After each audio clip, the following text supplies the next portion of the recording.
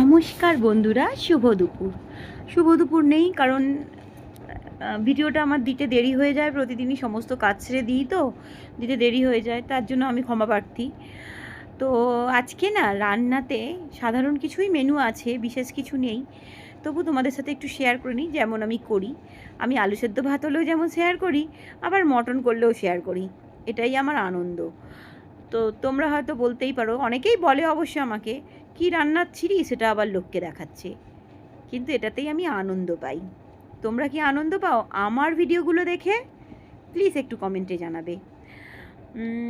দেখতে পাচ্ছ, প্রথমে না আমি আজকে উচ্ছে চচ্চড়ি বানিয়েছি। উচ্ছে চচ্চড়িটাতে আমি একটু কাঁচকলা দিতে ভালোবাসি, কাঁচকলা খেতেও ভালোবাসি। সেই কারণে উচ্ছে চচ্চড়ির মধ্যে কাঁচকলা, আলু, বড়ি, সর্ষে বাটা দিয়ে বানিয়েছি।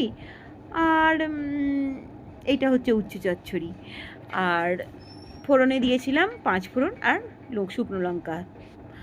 এটা দেখতে পাচ্ছ কপি ডাঁটা চচ্চড়ি, এটা দিদিভাই দিয়েছে।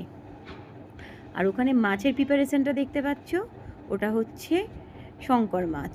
আমার ছেলের ভীষণই প্রিয়, ওই জন্য আগে থেকে আমি বেশি করে তুলে রেখেছি।